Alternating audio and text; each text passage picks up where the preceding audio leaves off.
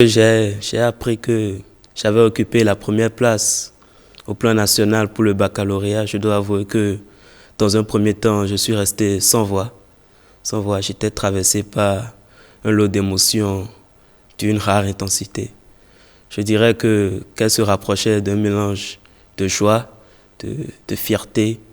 C'était le bonheur total. Au vu de mes performances habituelles et au vu de l'attente de mon entourage, je dois dire que ce n'était pas vraiment une surprise.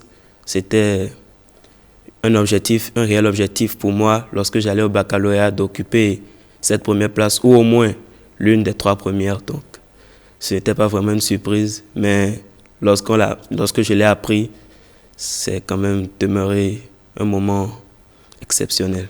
C'est une question qui revient souvent, la question du secret du premier.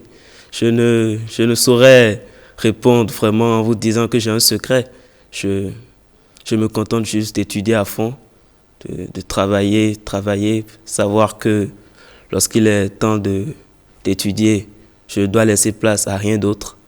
J'ai toujours eu cette discipline de travail que j'ai maintenue pendant tout mon cursus. Donc étudier à fond et l'accompagner de la prière. Parce que je suis chrétien catholique, qui est dans la direction catholique.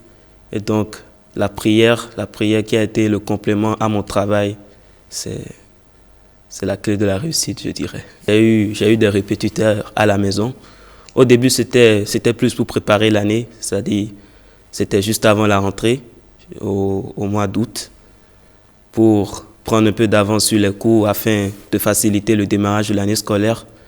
Puis, on a poursuivi cette collaboration avec les répétiteurs à la maison.